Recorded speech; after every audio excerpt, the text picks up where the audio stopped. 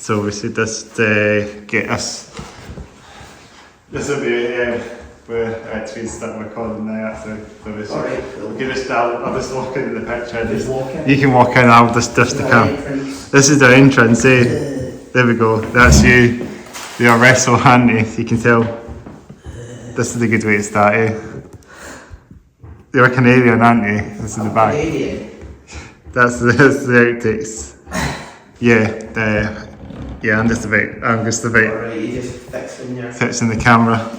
Just two steps back, one step forward kind of style, you know. That song. Yeah, 2 steps back, 1 step. That was it, 2 steps forward, 1 step back. Yeah, that's exactly what I'm doing here with this camera. 2 steps back. Yeah. I think that's us. Cool. Hopefully I'll be in the picture good as well.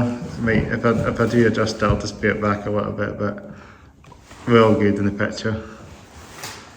Maybe if you want to just turn the chairs towards this direction a little bit. That'll be a bit, man. No, that. Alright, cool. I'll say we're kind of in conversation. 2 seconds again. We're all in the picture. I'll be in the picture as well, no doubt. Alright, cool. Let me know if they can do them. Yeah. My head sometimes doesn't fit with The hat, the yeah. boxy that's off it. Well, we know this is hats off, head down, but bags on. This is the way to go. Hats off, head down, bag on. Bag on. This is I should have made you one too. I should have got one as well. Yeah, I guess you would. Now I've got my shades on. Your shades, yeah. We're all good. This is the way to start. I think everyone will know who you are through the Well, maybe. I don't know. But you're called, you're Cod. Yeah, Cod O Donnell. Cod O Donnell, That's yeah. pretty bad. Yeah, So, well it's good to have you on. thanks for having me, Chris. It's been a pleasure. Absolutely. So we do our outtakes normally to start. We do checks, so lights on, cameras on. I think we're on the pit. I think we're all set. I think the camera's all. I think we're on the picture. Great. You might want to check. This is double check. Alright, I'll go and have a look. Make sure we're all in the It's quite dark if the light. Oh yeah, see. Yeah. I'm all good. Looks good to me, man. You're certainly in the shot. That's brilliant. The camera's. They get on top of my head and that's alright. Yeah, I'm sure that's all good as well. Let me just check again. One more time. Double check. Double check. Triple check. Quadruple check. Better doing it now than at the end. Exactly. Well, I think we're ready to go. Cameras on, lights on, sun's out. Sure is. Bags on. Bags on. Shades on. We've been up a hill. We've been up a hill. We did went to the house. You should add some Iron Maiden on to. Yeah. I was thinking about wearing an Iron Maiden shirt, but We got resupplies, but we've got denim jackets. we are very matching today. Jackets on. Metal t-shirts on. T-shirts on. Nail varnish on for me. Well, yeah. You got makeup on. I have. Yeah. Synchronicity. Boots on as well. Boots indeed. Yeah, so we're all kind of similar. We've got denim, black denim. We sort of fit in the It's same. planned out. We planned it out. We planned it out perfectly, that's haven't we? Absolutely. So we're ready to make a start then. Cool. So we normally start with this big clap, you know. Let's do it. So we do a couple of outtakes. Alright. 3, 2, 1. Welcome to the Hats Off Head Down podcast. Did that hurt? A little, but it was a good kind of hurt. Did it? That's the way to do it. Let's do another one.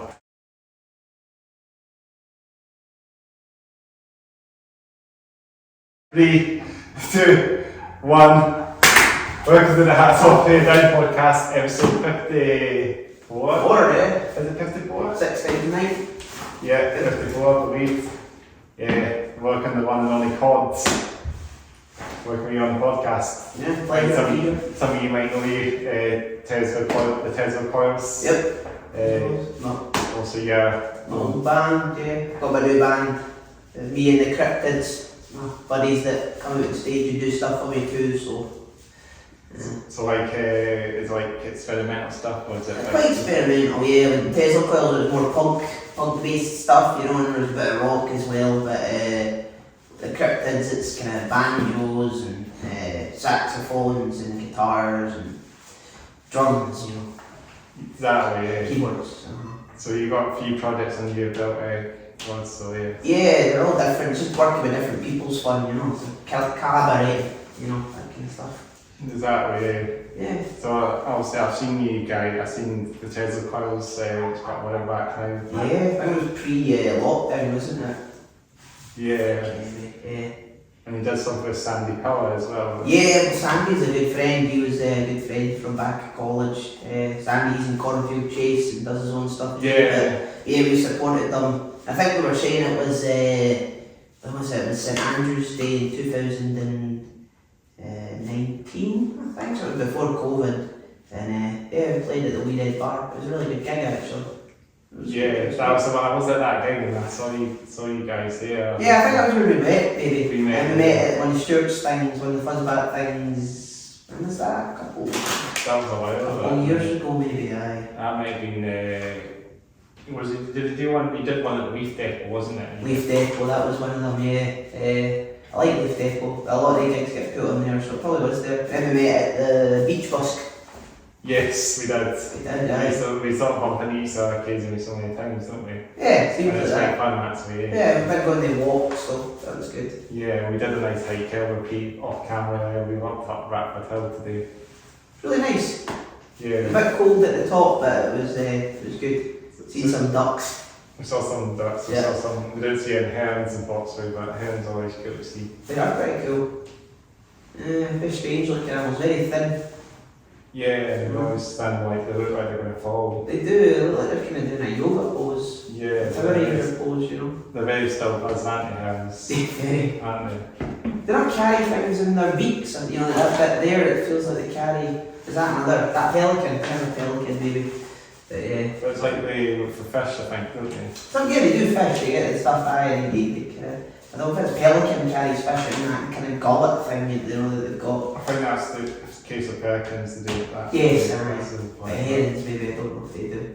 They have to carry the fish in the beak, I think. Oh right, well, so they carry it in their beak and they fly. I think so.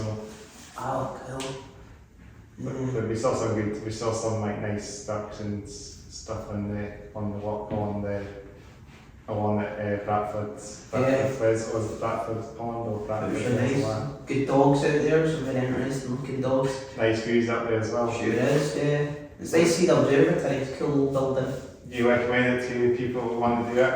You're in the hills, it's where to go. Yeah, it's a great place to go up, and the Braid Hills as well. Yeah, great. I was up there last night. Saw a fox. Did you see I a seen a fox, yeah. Quite elusive, like, you could see it kind of slinking about in the back, but never caught up with it, but seen it. We see some foxes around my area as well, like in my neighbourhood. There's foxes come right into your street and that, and slip around. But it's always odd to see a fox in the middle of nowhere, isn't it? Yeah, I guess because a lot of houses are being built in places where they're near, so they're having to kind of come into them and rake for food and stuff, you know. Yeah, and I think that's the whole point of them. I think so, it's a shame, like, but... Oh, a badger, a few months ago. Did you see a badger? A live badger. You usually only see badgers, like, run over at the side of the road, which is sad, but no, I seen an actual live one. Really? Yeah, I was kind of coming home late at night, and then I was looking for a park, and there was a wee badger.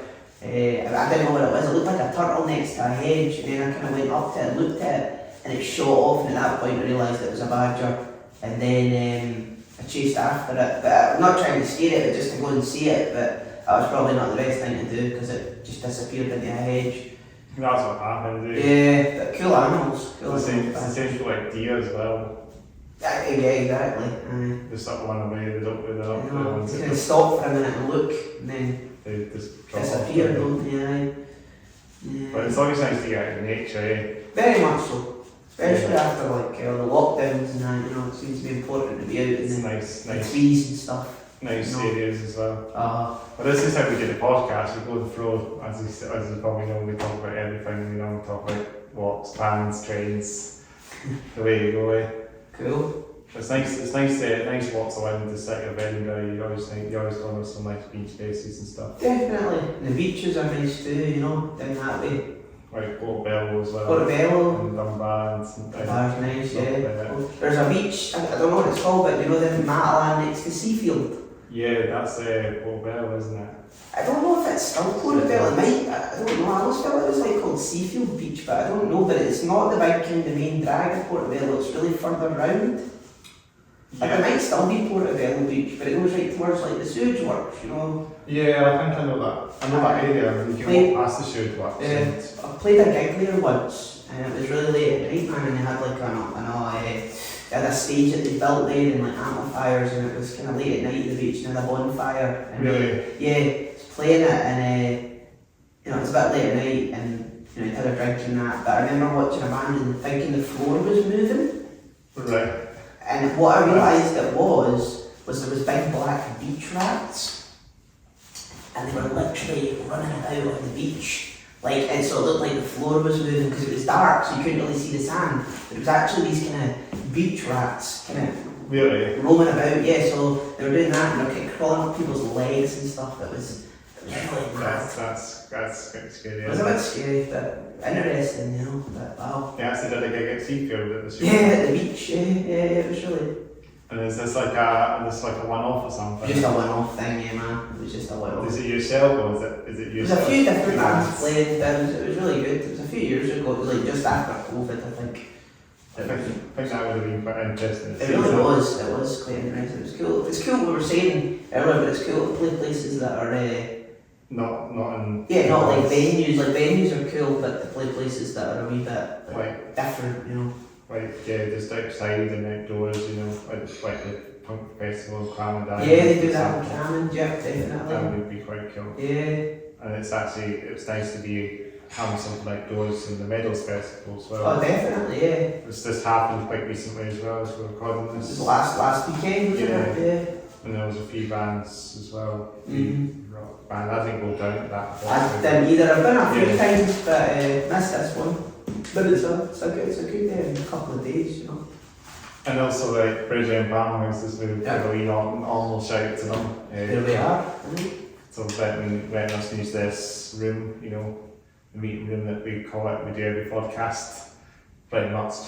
The meeting room, that was called. Yeah, this is a meeting room because everyone does meetings up here, you know, in the meantime sometimes it's used for meetings, but it just depends when it's free and available, and I come here and just set the podcast up, you know. It's nice and calm. It's nice and quiet here as well, and it's not too noisy, it's no interruptions as much as being in a music place, but yeah, shout out to all the bands and shout out to Bridge and Farmhouse, you know, to let me doing this. Definitely. And also, if you want to play gigs here, for example, there's the Marquee, which is just outside. They normally have some gigs. Cool, that could be quite cool for yourself. That was cool, yeah. Playing outside in places like that's good, you know. So that's another place, another opportunity as well for live gigs, you know, outdoors, and it's not in a venue, you know, like sweating hot venues, some people would say. Because sometimes they get really hot, don't they get warm in there, and sometimes. I mean, saying this as well, I was at a thrash metal gig the other night. This was recorded just Friday this past. It was a thrash bash, half thrashed in half or something it was called, and they had like five thrash metal bands. So they had Fatal Collision, they had Tempered, they had what else did they have? They had a few other names, Charlie's something, you know. Charlie Tangos, yeah. Charlie Tangos. Tony, bassist in old band Metallica, he keeps playing with them for a while. I got their demos, quite good, very fast, you know. Very fast. Very quick songs, yeah. It's like listening to Scum by Napalm Death. That was fast, Just 30-second songs or band Endless Swan as well was another one I mentioned. They're really fast as well. Had songs that 30 seconds. It takes a lot of skill to make really quick songs like that are good, you know, because it's got to be like a really good idea, but it's got to be really catchy, really quick, you know. Bands can do it. Yeah, definitely. Obviously people follow up on Napalm Death, Scum, I guess, you know, at the end of the day. And that's how lots of grindcore bands or hardcore thrash kind of do all that metallic thrash and metallic hardcore, you know, stuff like that. Songs are really short. Sure. So it's nice to see Charlie's, what are they called? Charlie Tangos. Tangos, I can't even pronounce the name of the stuff. Yeah, they were really good to see them, and There was a band called Night Fighter, I think they're called. Right, what were they like? They were kind of speed metal, thrash Right, speed cool. metal. Nice. Right, kind of similar to, like Metallica, stuff. Megadeth type stuff. Yeah, despite that old school thrash speed metals. There was 5 bands, so there was another band called, what were they called again? There was Temple, there was Fatal Collision. I get my words a wee bit mixed up with bands. There was another band as well. Right. There was Temple. I'll try and, my name will come to me in a minute, I'll come to me the other band, but there was a few bands, 5 bands, it was a good lineup. It's cool, there's a lot of bands to get for your money. It's good. Yeah, it wasn't too expensive as well, and it's lots of thrash metal bands, and it's kind of lacking at the moment in Edinburgh. Aye. So it's good to see some thrash in Edinburgh again. Good. Definitely. And I shout out to all the bands, and I shout out to Dave Mustaine, looking like guys. I saw the mosh and quite stuff in. Because it's quite funny to see someone that looks like Dave Mustaine, like the old school Dave Mustaine. He had this sort of style, hairstyle. Bullet belts and the shoes. I think he had the baseball shoes. Yeah. I don't know if he had a bullet belt or not. Vest or a t-shirt or something I like that. think he had something for his bands. I used to really like a lot of Megadeth. Yeah, did you have a favourite Megadeth album or something? Probably Rust in Peace. Yeah, a lot of people would say that, but it is a very good album. I've listened to the kind of popular ones, I guess, but I used to really like Peace Sells, but I didn't want to listen to it. I think like Rust in Peace, it's just... Rust in Peace is probably the best one. Really good, it's really good. I think that was what the Dave Mustaine kind of looked like. Was that, that's about 1990 maybe? 1991? It looked a bit more like that. So.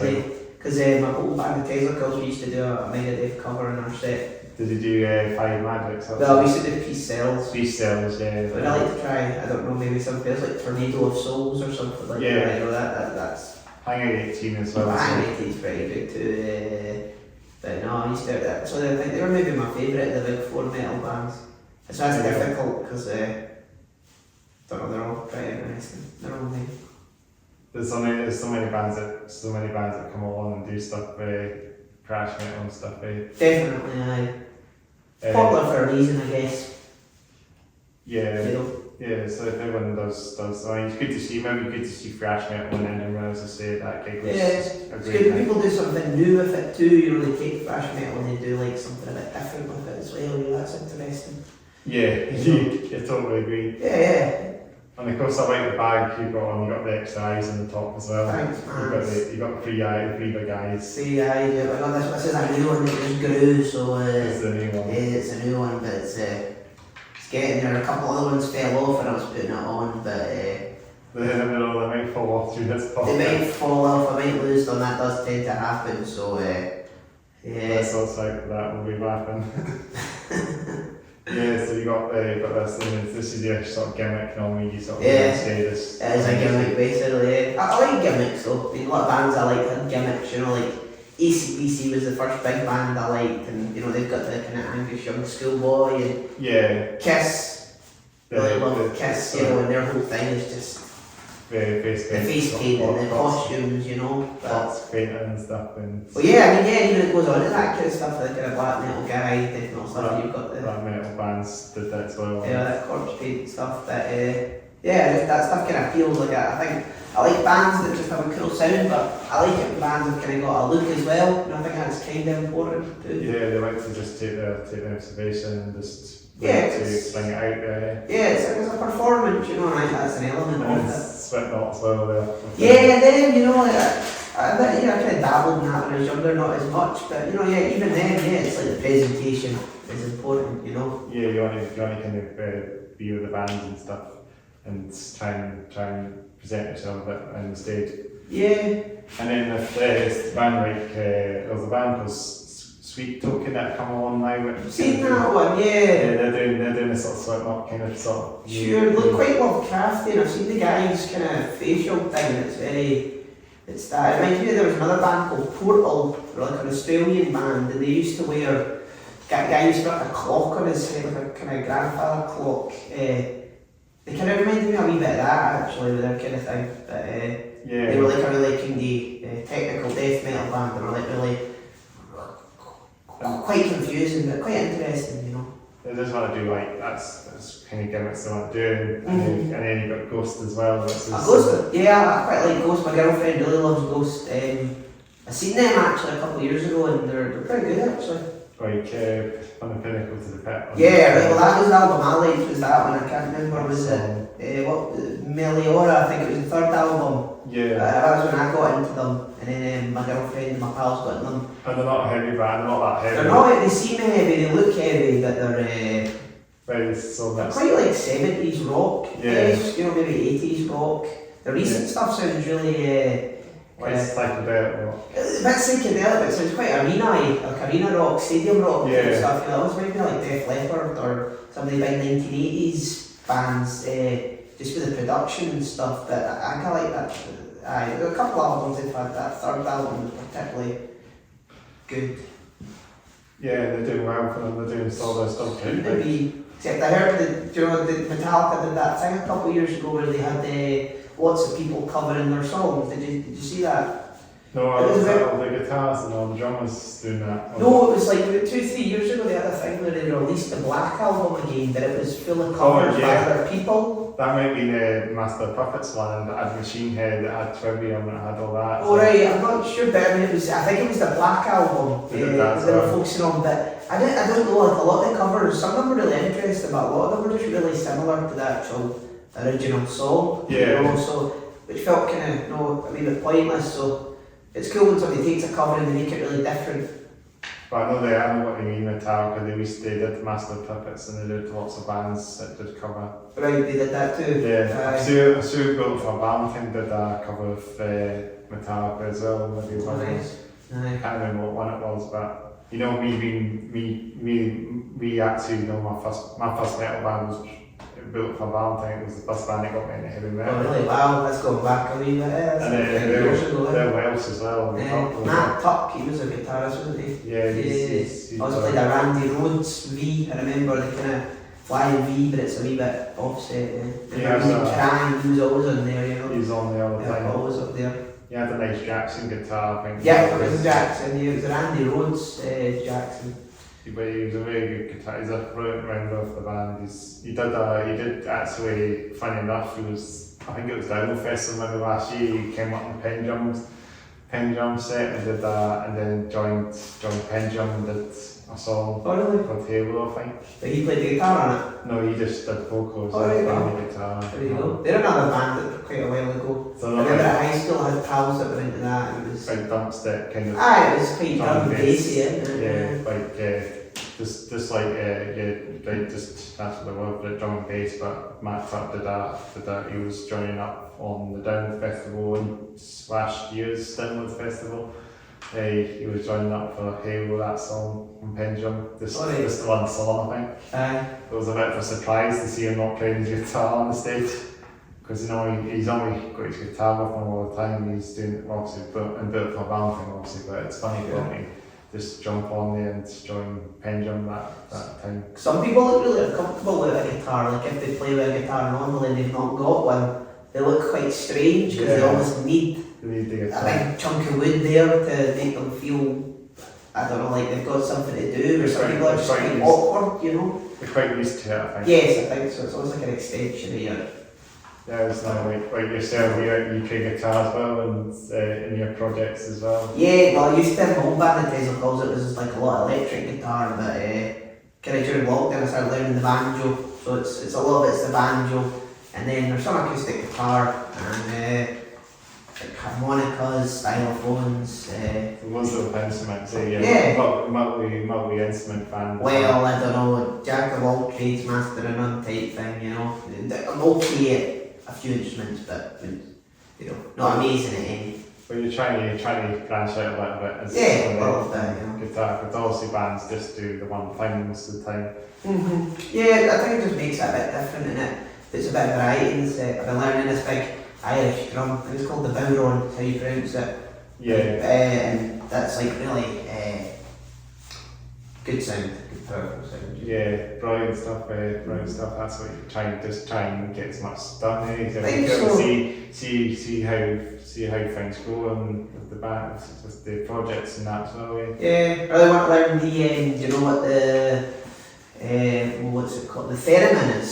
No, The theremin, it's basically like a metal rod like that, Chris, and it's, yeah. you don't touch it, you just put your hand near it and it goes woo, like an old sci-fi movie type thing, but they're cool. I like that. It's an interesting instrument that you don't touch, you know. You going to try that then? Well, maybe, but they're quite expensive. So that would be dope. I would actually be a really cool thing to do. Yeah. More bands should do, metal bands should do a bit more. They definitely should, I agree, that's a cool They thing. have an extra member like Slipknot or something. They should Yeah, it's nice to have different people that fill different roles rather than just like bass, guitar, drums and I went to see like Matt Tuck doing stuff like that as well. You know, he does all these things as well. He could do stuff like that instead of playing his guitar. He could do stuff like playing as I say. sure, like a different instrument. Because it's none of the same with the same things. Playing the guitar all the time. But you know. Suppose it depends if it fits though. Like if he started playing the xylophone, it would maybe sound a bit weird. But you know, if it fit within the music, it would be cool. You know. Yeah. But it'd be very funny to see him trying. Oh yeah, that'd be funny. I find that interesting. You know, if you start a new project or something. That'd be quite cool. Metal xylophones. Yeah, that'd be Thrash xylophone. Thrash. That's the way to go. But you did a project for a while ago. You actually started a side project maybe a couple of years ago now, but I don't think it really got anywhere. I know called That Spoon, but I don't remember how the band went. If they did quite well, they only played a couple. I knew they released an album and then it's called A Day, and that was it. Side projects are quite cool. Some of them. There was one that the guy from Biffy Clyro, I was never a huge Biffy Clyro fan, but he had a side project.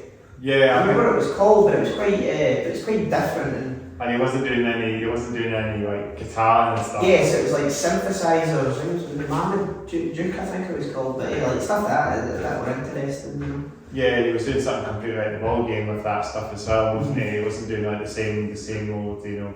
Yes, it's good to see bands doing other stuff as well, branching into other instruments and stuff, you know, instead keeping it with the keys as well at the same time. Definitely, yeah. Speaks a bit more variety in the world. Yeah, because everything's always the same. Bands should do go off the stage a little bit like bands like Kakihara and stuff. They play off stage and that, and they don't always play on the stage all the time. And see at Legends and that, sometimes you go and see this band, hardcore band, so they play everything up to 11 and just play off the stage. But as far as their guitar reads go, you know, like, that's cool. Just standard guitar reads, but it just depends if they've got a wireless guitar, if they've got a guitar reed. They have to go as far as that we can take away. You know. Well, my pal Howie, we've been doing a tour together, Chris, and he plays acoustic bass, but it's plugged in, but he sometimes actually unplugs his bass. Yeah. He goes into the audience and just plays it acoustically, you know, and it's cool because you go into the audience, it changes the dynamic of the gig a wee bit, you know.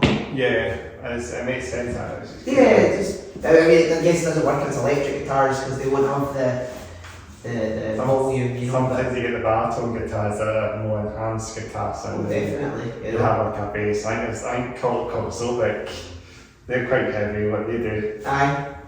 This band called Cod O Donnell because they're really heavy and they're like doomy black metal. They're using baritone guitars. Yeah, I think so.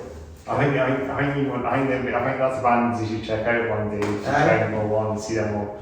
Have to keep your eyes peeled on when they're going to play. Extended guitars is quite good. A guy called Buckethead who used to actually play Guns N' Roses for a bit, and he wore he used to play baritone guitars, but he was a really tall guy, really long fingers, and it kind of like a wee guitar on him still, you know. Yeah, that's what you're kind of like today, aren't you? A wee bit, yeah. I mean, he was a really good guitarist, but he was such a good guitarist, wasn't he? He done some good stuff. And it was all like kill switch stuff, you know. It was kind of. He done that, yeah. Turning the volume on and off, like a wee button and stuff, and he was interesting. Especially when he played for Guns N' Roses. I think he tried to build a chicken coop in the studio, is what I read. Then Axl Rose kind of said that's a bit too far. You need to stop. Was he doing it too? Was he going too much? I think it's kind of cool building a chicken coop, but. That would be something that'd be quite cool. Yeah, it's a good deal. Should we get on to some more questions then? Should we go top to bottom? Let's go to a drip then. Let's talk about this, because this is all we normally do in the podcast. We talk about our top to bottom, don't we? Alright, cool. You know Let's do it, man. You know what I mean? So start myself or yourself, I don't know how I should go. I think I'll start myself. I've got my long hair. I look at Chris Cornell, as some of you might know. Chris Cornell, straight out from Soundgarden. That's what I look like. I'm wearing my denim jacket, as you probably know. Got a Metallica logo in the back, if you can make out, as that's me, Metallica. I got this jacket from one of my friends, one of my mate friends. He gave me this jacket for free. Oh. I can't remember. I don't think he wanted it, so he just gave it for me. He just gave it for me for free. Did you put the Metallica thing on the back? Oh, no, I think he did it. Oh, wow, cool. So it was a nice video. It's just all it has. It's going to be. I'm thinking I was going to try and make this into a sort of battle jacket, and he just didn't. I don't think he could be bothered with it, so he just gave it to me, and I could also do it, but I haven't been that bothered about it. So this is the way I go. Just shoot on one jacket, just the long taps with massive taps. What you need? That's all I need really this time. Wearing my once a week t-shirt as well. Shout out to these guys. Like Cheetah, that's cool. Norwegian band. Alright, wow. Yeah, so they're called Once a Week. I saw them at Banshees. When I seen in Banshees Live with a couple of months ago. Cool. They were playing with a couple of bands. They were playing with maybe Guitarists, the band called Guitarists. You might know them. They're from Edinburgh. Great band. You should check them out as well. Dundee band. Alright, cool. And there was another band, I think they were.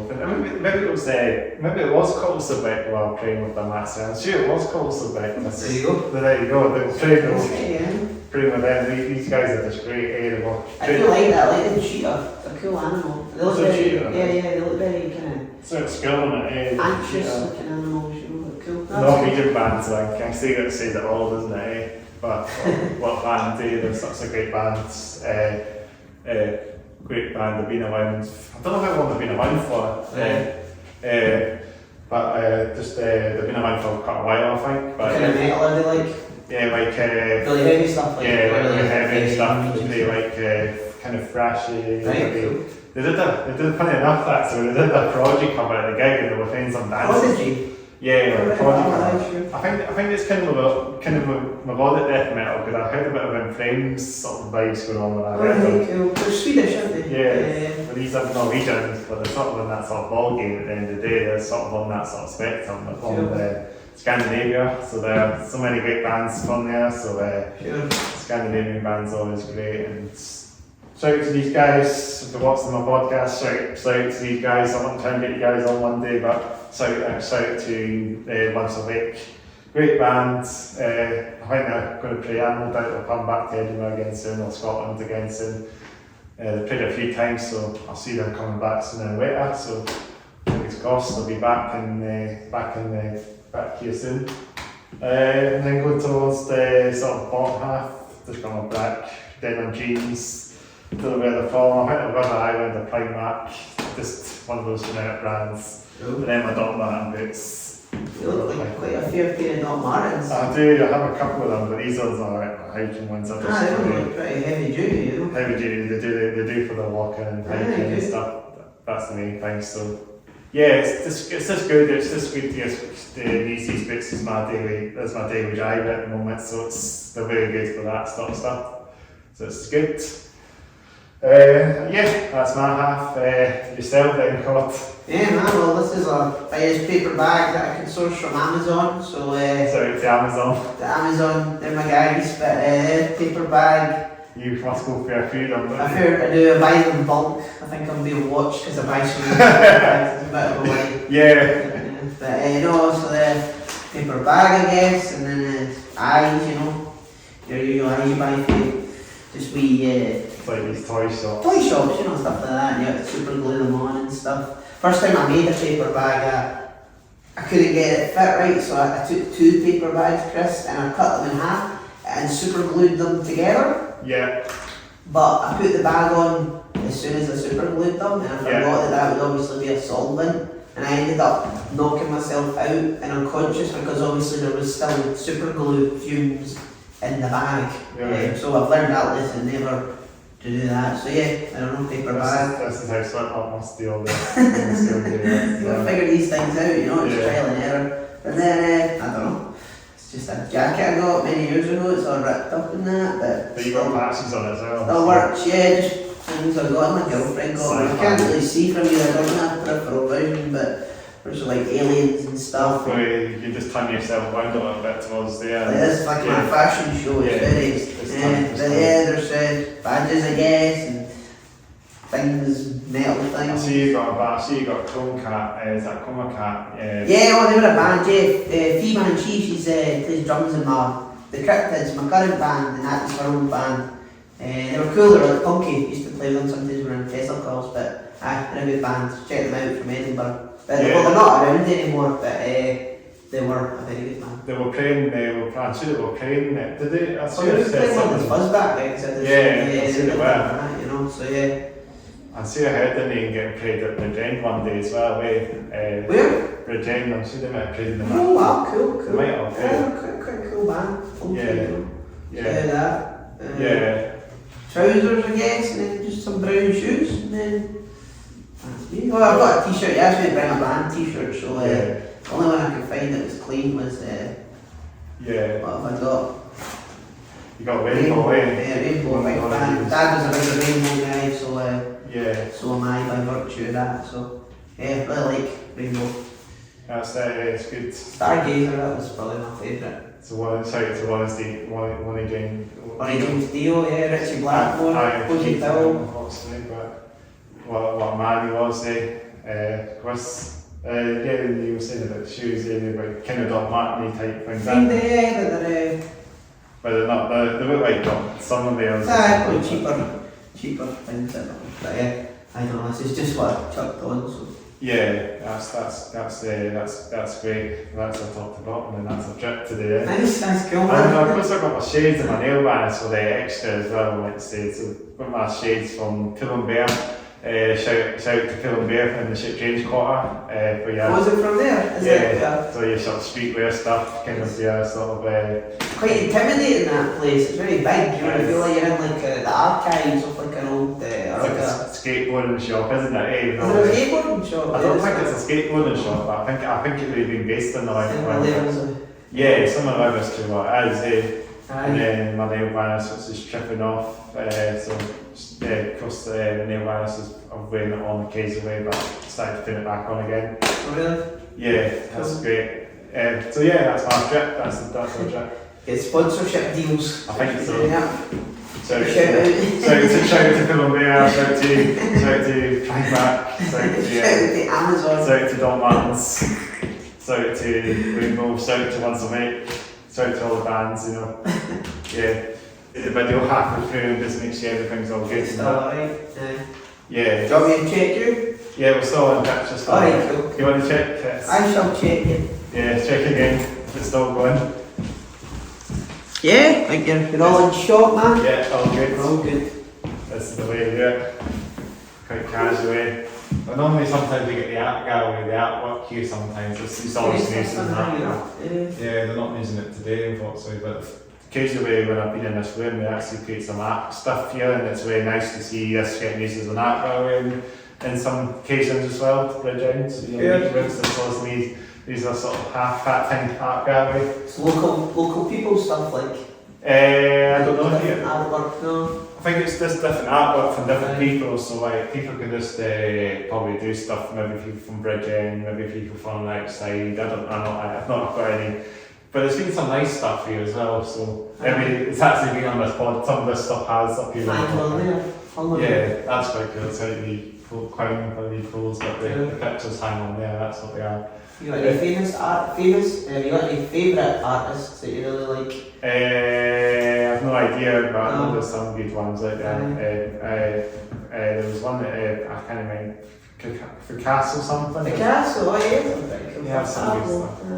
Yeah, I mean, I was actually funny enough. I was in the National Art Gallery in Princes Street. And that one itself, the one that has all the nice art in there, like from there's like the old pictures of Edinburgh as well. Yeah, like sure. the time they looked amazing. I saw that quite recently, so that was a good opportunity to actually stumble and steal that stuff and appreciate it all and stuff. It was a nice wee change from what we normally do.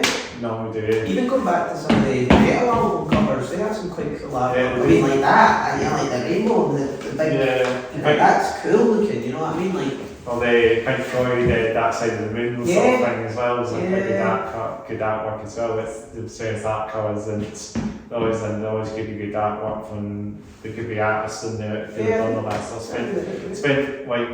Spent loads of money on doing all that, getting all that stuff done and stuff. It's a lot of stuff. It's a lot of money invested, money talking things to do. You know. I mean, some of the Megadeth covers are really cool. And Vic Rattlehead, you know, is like the mascot. I like him. I put him in a song recently, but like that stuff's cool. And some of the Chuck Schuldiner ones are pretty cool too. The colours in them, you know. Yeah. It's all drawn as well. You know, it's not a photograph. It's drawn. It's drawn. It looks cool. You think they would have the actual mask as well, like the trooper and stuff like that. Well, yeah, you do. Yeah, Iron Maiden ones are really cool. You know. Yeah, there's obviously like the mascots and mascots, But they're all drawn, you know, they're all painted. It's quite It's a cool thing, you know. It's like a new piece of work that kind of helps support the music, you know. It's cool. Yeah, it's a good wee thing. It's a good way to finalise a band as well. All that stuff. It's a good way to finish up things, you know. Definitely, I think, because I think like some album covers you look at just aren't very appealing, you know, and it kind of puts you off a record. I've got some CDs where it was like, I'm buying it because the album cover looked cool. I don't even really know what it sounds like, you know. Exactly. It sounds really good when you see all it's a surprise, but the album cover kind of tells you a wee bit about it, and it makes you think, oh, maybe I would like that, you know. It's always cool. It's just a pity physical copies aren't really a thing anymore. Like people don't buy any physical copies of this thing, and you have to just whip it on a picture on the internet now. That's going to be the thing. Does seem like it, right? It just seems a shame like that now. Because the way things are going now. I still got a lot of CDs and that though. You know, like I never really vinyl didn't seem as important to me as I don't know. It kind of passed me by, but I've still got lots of CDs. I still quite like CDs. Tapes. I like tapes, you know, because they degrade and that. But just the sounds, you know, are cool too. It's always old school sound as well, and it's always going to do the job and stuff. So we can mention about so like you just saying new acts we were going to mention. Maybe we could mention about gigs or something. Sure, because you mentioned about Stu again. You know, he puts on a good. We had him on the podcast not too long ago. Stu.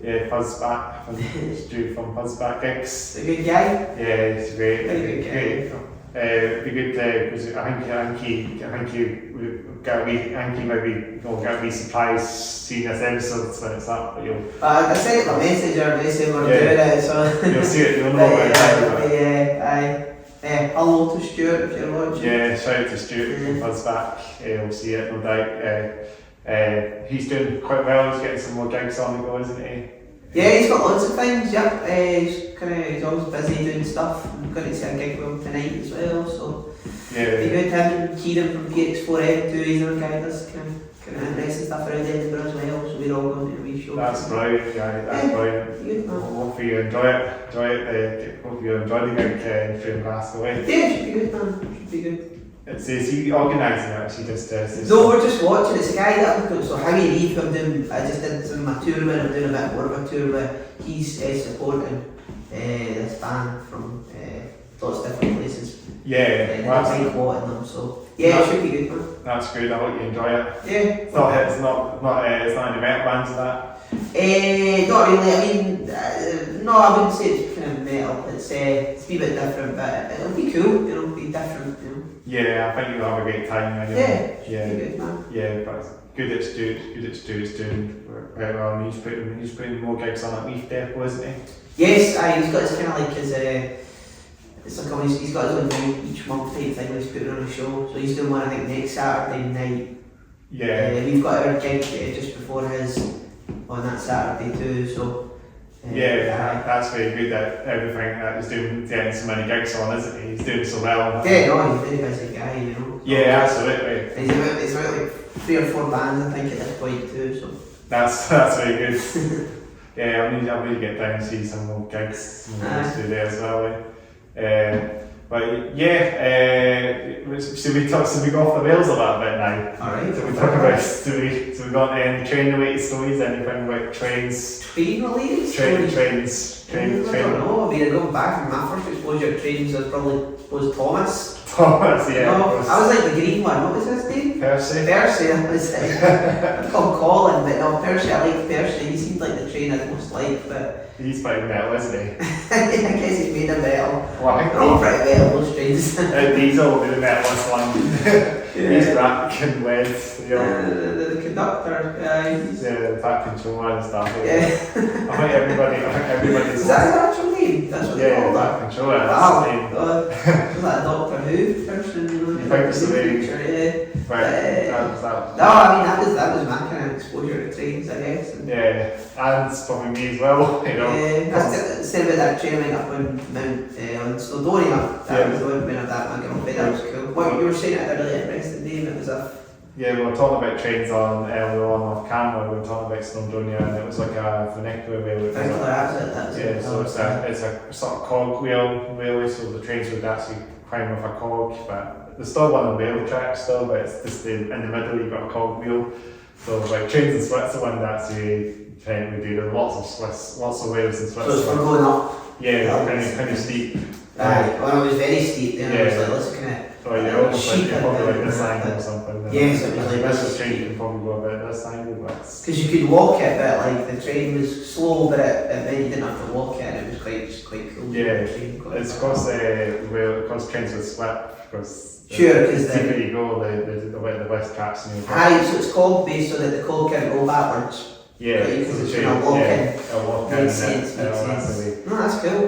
Get more grip, and the train will still climb up these. It's an easy thing. It's not going to it's going to still climb. This will still have plenty of power to get up there. That's it. But it was a railway there was another railway that we mentioned. We were talking about Wales earlier. We were talking about Wales. We were talking about all the cities down in South Wales, aren't they? Yes, I know. It's no like Cardiff and Swansea and Port Talbot and Bridgend and Newport. That's the part of Wales I've never been to, is the south. My girlfriend's really into Doctor Who. Yeah. She liked going down to Cardiff to see all the kind of Doctor Who.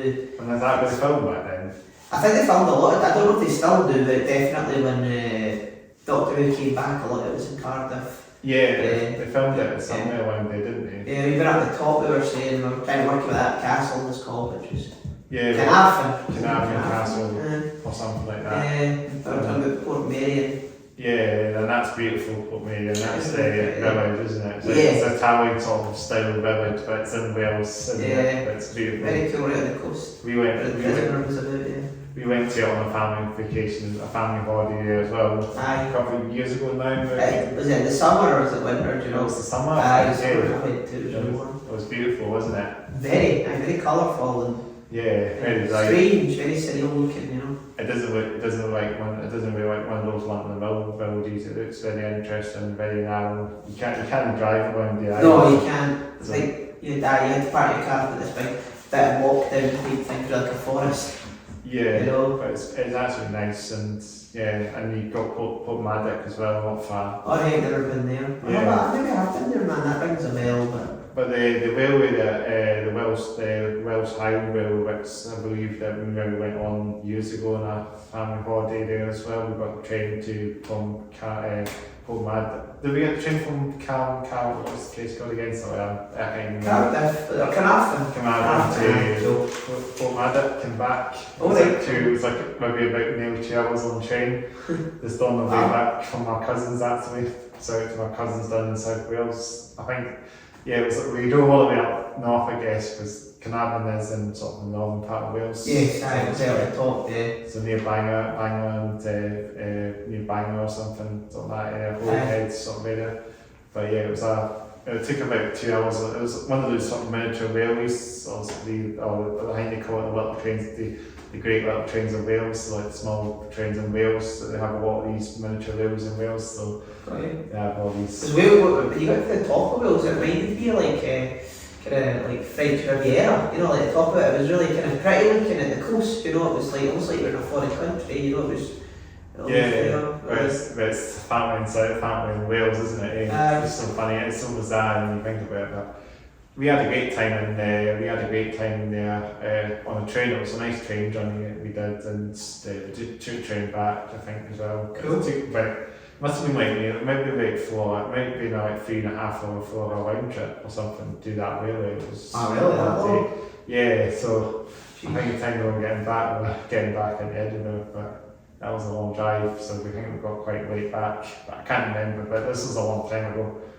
I can't remember what year it was. It might have been 2012 or something, or 2011 or something we did this, but something like that.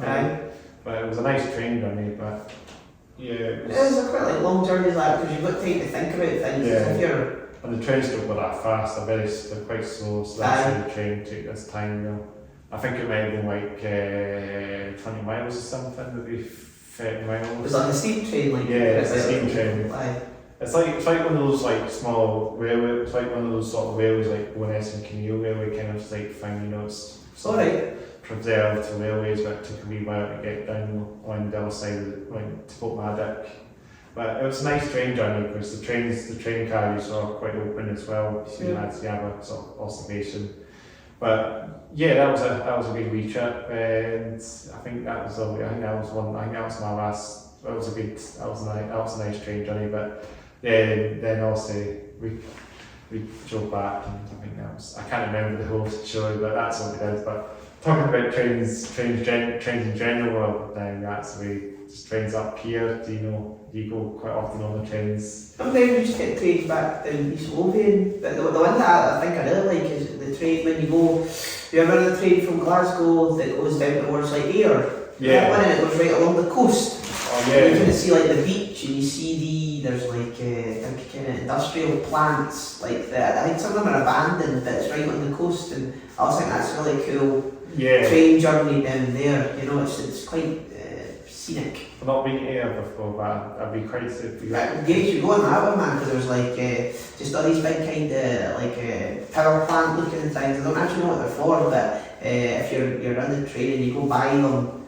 they're just right next to the beach and they look really cool, you know. Yeah, it's also the same on Dunbar side as well as the Nika Power Station. Yes, you'd go by that as well. You go by Torness, which was an interesting place. I really like power plants and power stations. It's nice to look at as well. You know. And we were seeing this story a bit earlier as well on a walk. We were talking about pylons earlier. Oh yeah, pylons. Yeah, they're really big metal structures that give you electricity. They're big metal, aren't they? They're very metal. You actually have pylons that actually look like this as well. If you look outside, there's a couple of countries, maybe I'm not sure if they're in the UK. Well, they actually do that. Pylons. They're probably the metalist pylons out there, and I'll show some band photo shoots there as well. Oh yeah, like I was saying, about pylons, I've said it to a few people, but like you do get some photo shoots with some bands with these sort of devil horn pylons. It's like a name for a band actually, even now, or an album, but pylons, just like pylons, you know, like if all humans kind of disappeared all of a sudden and then like aliens came to Earth, like what would they think pylons were if they had no understanding of electricity? They're just these big kind of metal kind of monuments, and it's very strange looking, you know, and they're quite amazing pylons. I really like ones that go up the Pentlands, you know, on the far side, you know, next to that big reservoir. Yeah. There's like pylons and they go right out into nowhere, but it's just on it. It's just to the right. I think I know the ones that you mean. Yeah, it's just general pylons. Yes, but if you stand next to them, you can hear the buzz. You know, there's like the electricity is actually making a noise. They're very. I wrote a song about pylons that's going to be on my next album. That would do. Yeah, I'll be. Hopefully. So we can hear about that then soon. Yeah, man. Yeah, and we're talking saying this type of thing as well, about Metallica as well. Yeah, that's that thing. This concert, and they were playing in front of like a festival, and then it was in Germany, I think. Yeah. It was Berlin, but yeah, they were playing the Master of Puppets, and they were playing the start of it, and then just as the drums came in, a big arc of lightning came down from the crowds and hit the actual stage. Yeah. And that was a bit unusual for that to happen. Yeah, it was timed really well with the music, but like it wasn't their stage show though, it was actually lightning that had hit it, because obviously their stage is made of metal, you know. But it was really cool time. Like, you can see it on YouTube, you know. Yeah, I think that's in. I think I'm going to try and find that now. Yeah. Aye. And then the whole crowd was like, wow, you know, this kind of lightning strike. And it's like it could have been like Ride the Lightning or something. Yeah, it would have been better. That would have been more fitting, but it's still cool nonetheless, you know. Yeah, if they did that, if they gave that at the right time, then that would have been a history of metal, I guess. Say, you know, lightning, Ride the Lightning, and then that's a lightning strike hitting the stage. Because normally if you do Ride the Lightning on by Metallica, you've got that lightning strike sound. Yeah, totally. Yeah. What's your favourite Metallica album? That's a hard one, eh? But I do like Master of Puppets. I do like the song Lion as well. I'm saying that the instrumental song Lion by Metallica is a good. Oh yeah, Ryan's really good. Yeah, I like Ryan. That's just an instrumental one, but it's very good because it's got a heavier band and it goes a bit softer halfway through. Welcome Home Sanitarium. That's yeah. But it's good Metallica. Metallica back in the 80s was probably the sort of best stuff, and then I like Kill 'Em All. That's a really cool album. Kill 'Em All. Yeah, it's really aggressive. Seek and Destroy. Whiplash, I think that's one of my favourite songs. Yeah. Real good. It was really funny song on that album. It's like midway through, and it's called Phantom Lord. Yeah. You heard that? It's all synthesizers. Yeah. It's funny because there's a lot of kind of metal albums now where they have like the rest of the album sounds quite of a certain sound, and then in the middle there's like something that's just a bit weird. There's one of the Alice in Chains records, there's a song called Iron Gland. Yeah. Do you know that? I think it's on Dirt, and it's right in the middle, and it's almost like a joke song, and it's like the rest of the album's really quite down and dewy and stuff, and then that happens, and it don't know, it almost ruins it, but I don't know, it's kind of fun. It's a bit different, everything sort of sounds like copy and paste on that metal album. Sometimes. Yeah, sometimes you can, you know. It's the same album, for example. It's also going to kind of sound similar to each other. But it's just quite cool to see things differently, you know. Totally. And there's also instrumental stuff as well sometimes. Yeah, it's good. Kind of change it up a wee bit. Yeah. You know. Yeah. So we talk about we're talking about trains, but also we kind of go off the rails. Also, we can talk ourselves into the gear that you use, like it's like your stuff that you. All right. Yeah, sure. This will be a good one to answer. Yeah.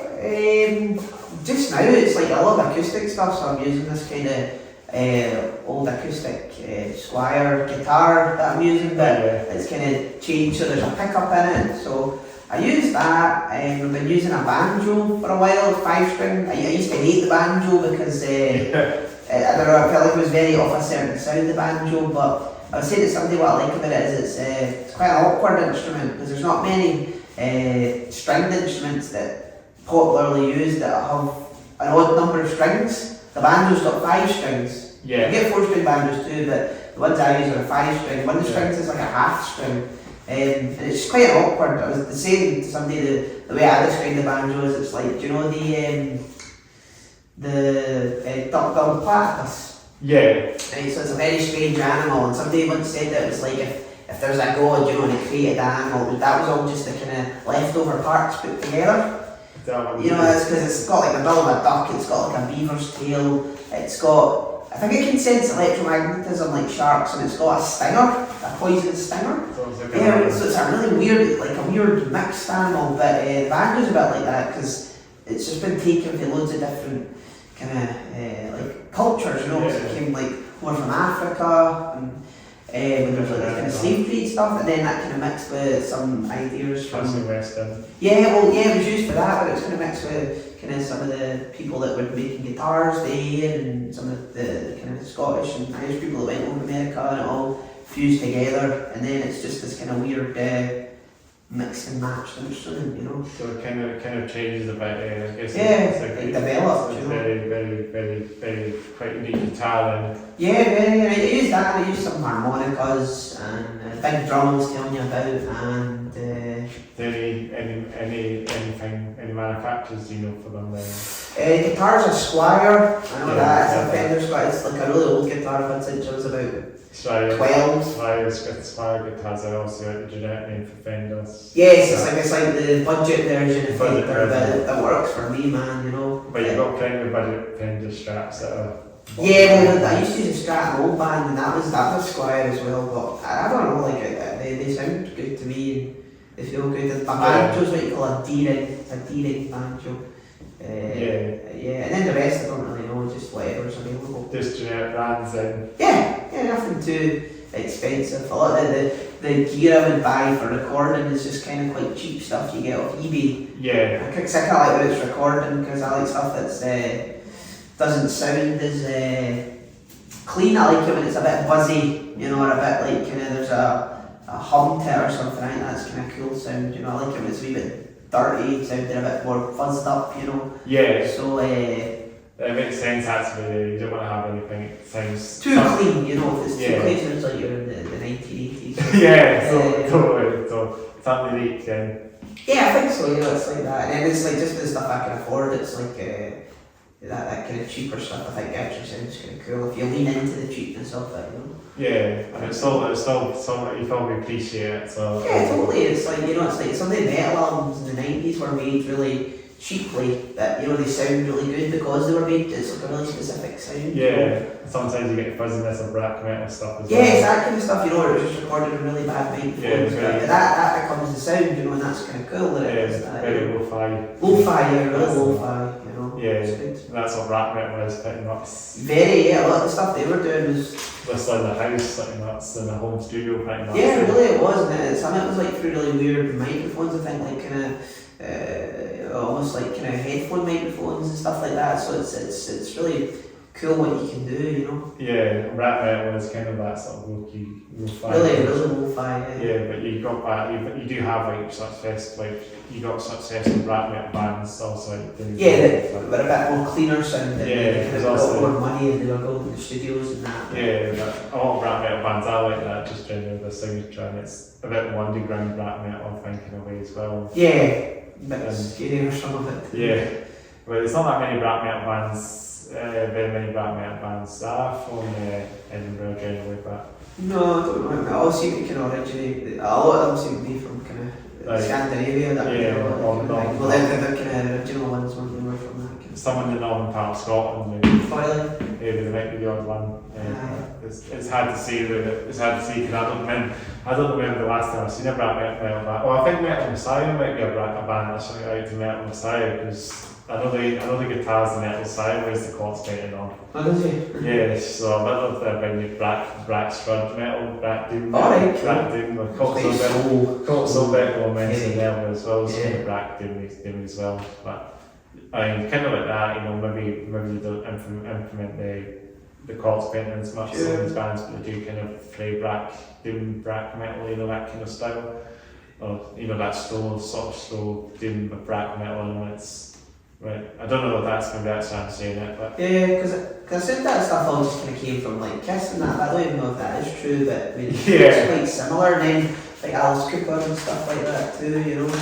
yeah, Alice Cooper did a bit of it as well, Matt Yeah. Manson as well. Yes, he did too, but he was kind of a bit after, wasn't he? And then bands like some of these sort of emo-y metalcore bands like Bradfield Price did a Oh chords yeah, I painting as forgot well. about them, they were very popular around at high school, a lot of Yeah, people yeah. I knew listened to that kind of stuff, I don't really heard that. They were quite a big name then. I mean, Aye. they've been around since they were Aye. kind of going for the sort of Late metalcore. 2000s, mid 2000s type stuff. So kind of a bit of emo-y, kind of emo sort of metalcore kind of style. Yeah, see, I went to see My Chemical Romance a couple of years ago, I was big into that when I was younger, you know. Yeah, what a band, yeah, and they're back together obviously. But They are, yeah, they released a song a couple of years ago, it was actually pretty good, I enjoyed it. It was, yeah. good.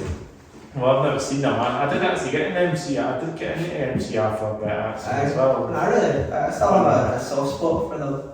The Black Pride and that and stuff and I remember I was in hospital when I was young, and then when I came out, I think my folks, that was like, I don't know, to try and cheer me up, they bought me the Black Parade yeah, album, and then I put that on, and and that was like a album. it was really good. That was That's about okay. 2006, I think, something like that. 2006. Yeah, I came out of the hospital, and then I I listened to that. And they did that, so you have these like really nice quotes the way on in the I was sure they had like marching band, like yeah, marching band peppers and stuff, yeah. And, that was their sort of style. just that kind of, there's a whole like time in my life where I feel like just I was listening to that album and playing like Tony Hawk's games, that kind of thing, you know, it's like I just felt like that's the way to go. Yeah, listen. And talking about Tony Hawk's, do you play any video games then? Some I don't play as much as I used to, man. I used to play video games a lot when I was younger, but you know, I've got a PlayStation, but I very rarely play them. But there, you know, there's some games I play. Playing a good game was called Shadow of Tsushima, I think. It was that kind of game you play like a kind of samurai ninja type thing. It was quite cool. There's plenty of games out there quite that, but no, I did play a bit of I did play Tony Hawk's, the Tony Hawk's Pro Skater 1 and 2, the remaster one it came out. Did they remaster that, did they? Yeah. 4 was my favourite, that was when I first started going, it was really good. Yeah, 4 was the one you came and played. That like you started off and like you could go to Alcatraz and you could go to the zoo and stuff like that. But no, like I don't know, but so none of the Tony Hawk's games were really good, you know. Yeah. And so I was like kind of started wearing bags. I used to like, I had like you know like characters I would draw in comics, and then like you could make them in Tony Hawk's, and one of them kind of wore like a paper bag and stuff, and you could do that, you know. So it's kind of quite cool. You got some sort of alien skater on it as well. Yeah, you could. It's just like what we were saying earlier, because you got the alien patch in there. Yeah, you could get alien skaters, couldn't you? Aliens and robots, and I think Jango Fett was in it, and Eddie from Iron Maiden was a skater as well. Was he? Yeah, he was a skater in that one, yeah. So it was. I don't know if he's in the new one or not, but the new one was the remastered one, or the remake one was obviously a bit different, but it's still with the sense, I guess, the original stages, like, you know, like you got the van, you got the shopping, you got the mall, you got the airport, was that? The airport, you got the airport, and you got there's a lot of them on that as well. You got Philly, I think you got Philly there as well, the big the streets of Philly, downtown Philly. You got New York City as well. Oh, cool. There's too many of them actually. It was like pretty. I mean, the soundtracks were very off an era, but they were quite good, you know. And it kind of like at that age exposure thing, you know, like remember AC/DC being on that. Primus as well. What, Primus? Yeah, were they? Yeah. Joe was a race car driver, it's on that one. It's quite good actually to listen to the music, keep the music on, because a lot of pop punk there as well. Yeah, so there's a lot of that stuff. That stuff seems to come back in fashion, which is quite interesting. Pop punk again. Yeah, that kind of popular stuff, isn't it? It seems like it's more. Maybe we quite good to see the sort of emo friends come back in the field and that sort of. Carried on at metalcore for a bit, and then it sort of disappeared, you know, from metalcore. Yeah, it's funny you look back at that stuff and it seems like this was a wee while ago, but it was actually back in like 10 years ago almost. 10, maybe about 15, maybe about 10 years ago, maybe 15 years ago. Maybe. Yeah, about 15 probably would be quite emo friends. Peak, wasn't it? Yeah. So the emo friends went around in the metalcore, and look at the old sort of the OG pictures of these bands, they all have the emo friendlies, and now look at them now, they're just still clean cut. Old. Yeah, clean cut. Some of them are really hair, but they look a bit more serious now than they used to be. Like jobs and that. Yeah, they look more like more professional than they were emo, you know. They obviously have these belts and the colourful belts and the Vans and the skinny jeans and the, you know, tattoos, and some of them wear plugs on as well. I think I forgot about that being a thing. You could put things there. It always seemed like it'd be quite useful having those, because you could like keep things in them, you know, like if you had. Did they actually do that? I don't know, but I always felt like if you had one of those mini rolls, you know, those chocolate things, you know, like they would fit perfectly and you could just keep it there and then eat it when you needed, you know, or something like just that. Just in the back, I tell you, it would have been a wee thing it keeps. You can carry a coat, you can carry a coat hanger in it or something. Yeah, you could like hang your shopping bags on them, you know. They might not. I don't know if too much. Yeah, a couple cartons of milk, it would just. It's very hot.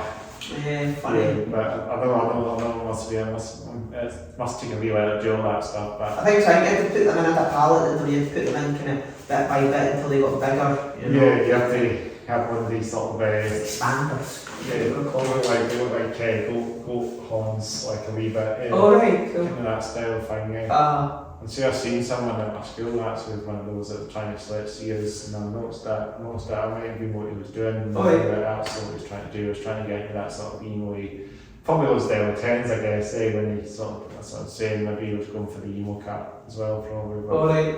I don't know if he was a metalhead or not, but I didn't have many metalheads in my school. Funny enough, my school was a wee bit west on the music side of things, but I mean, there wasn't, but I mean, yeah, but I mean, I did have the odd people that do like metal and that, but Sure. not that many, I think, but I think it would have been a lot more if you think about it and stuff, but that's the way things. As you get older, you find people that are into that stuff, don't you? And you kind of bump into them and you and kind of grow, yeah. make yourself in the metal scene a bit more as well, like, you know, Studio 24, I mentioned, I played to that place, the Ports of one of my OG music venues when I started going to my gigs when I obviously turned to the age, you know, started going to metal gigs, you know, and that was a great venue. Yeah, it's a shame these places get shut down, isn't And it? it's just, it's all turned into like student frats now, like uniform kind of type Oh, yeah, that's how it seems to be happening nowadays. Yeah, so that's just a real shame, things like that just don't come and go away. Yeah, there was Henry's Cellar Bar, that was the one that was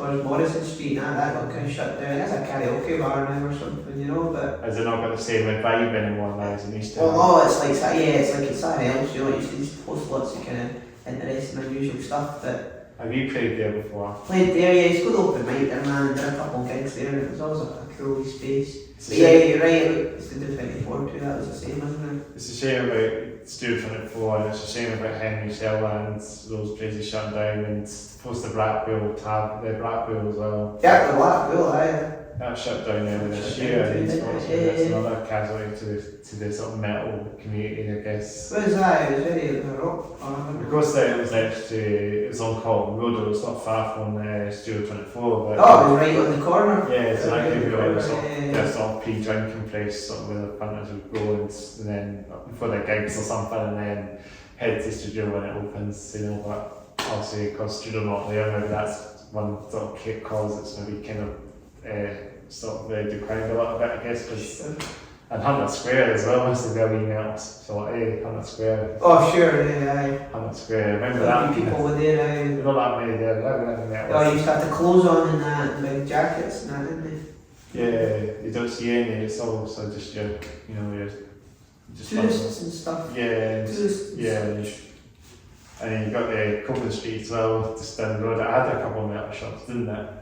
Yeah. I had Whiplash, didn't it? Do you remember that? A shop called Whiplash and used to sell a lot of metal stuff back in the day, but I can't remember, man. Yeah, it shut down, but it was another shop I think it sell metal accessories and I think it was a tattoo shop as well, but I can't remember if it was what else they did, but yeah, it was they did have shops, this day had a bit there as well, but faces come and go I guess at the end of the day, don't they? Yeah, definitely, it's time in it. Yeah, and I remember there was a place called, there used to be a place called Smash, it used to be around. Smash?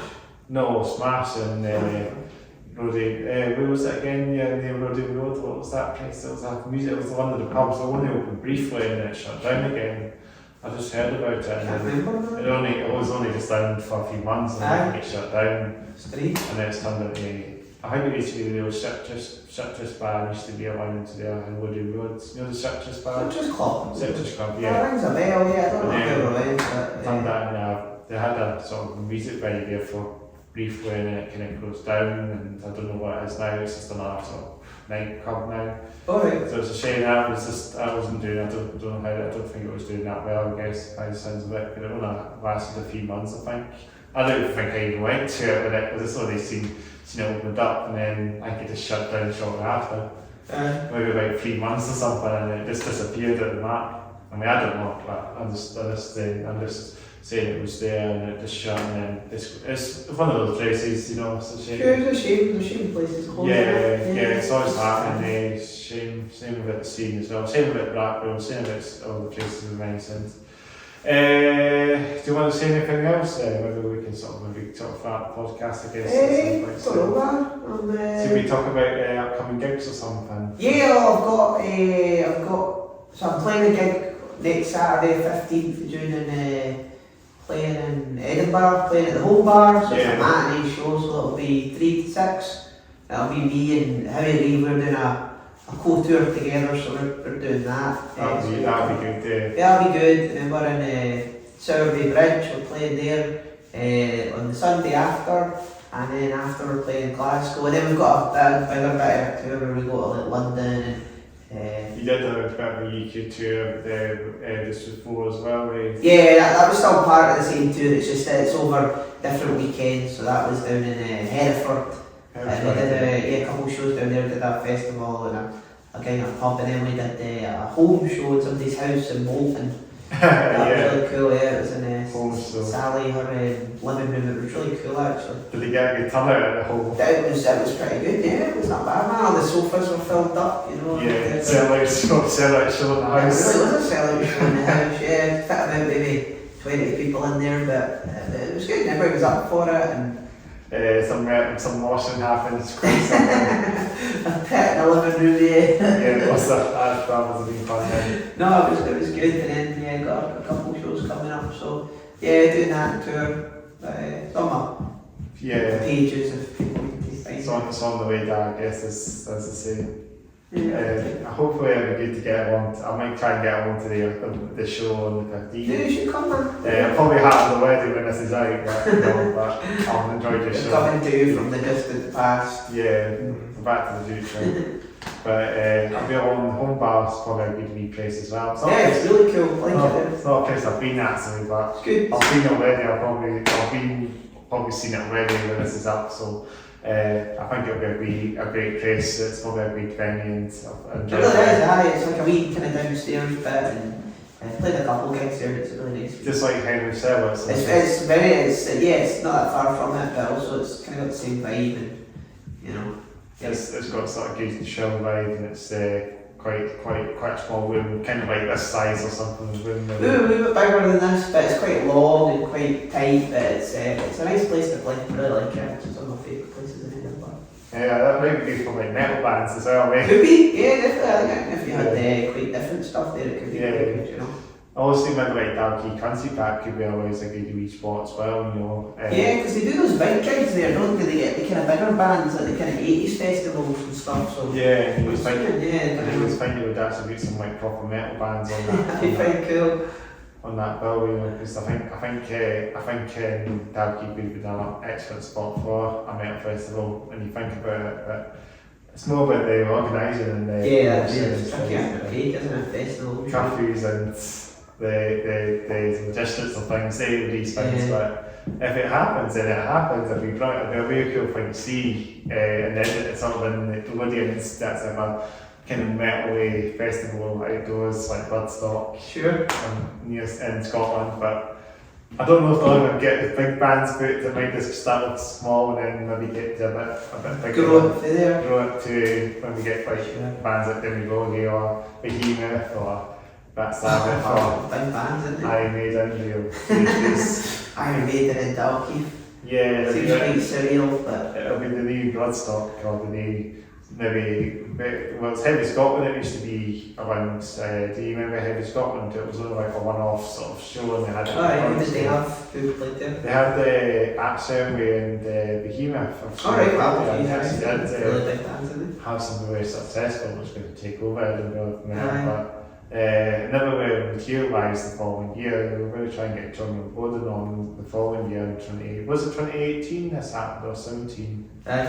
18 maybe, maybe it was 17, I can't remember. It was even like 18 or like 17 or 18, 2017, 18 sort of thing. And then they were doing it the following year, and then I think there was something that maybe the organiser maybe did something, maybe I probably won't say it, but it just never material. So she just never organised it again, so it never worked out.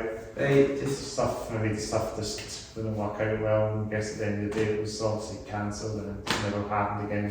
It's a real shame, but yeah, these things go away. yeah, that was something else. We were going to chat something else in Edinburgh as well. It's going to be kind of successful, but these things happen, don't they? Nah, disintegrate. Yeah, so now we just have Lavelle and Gel, which is also kind of like the venue now in Edinburgh. It's just kind of getting some names now.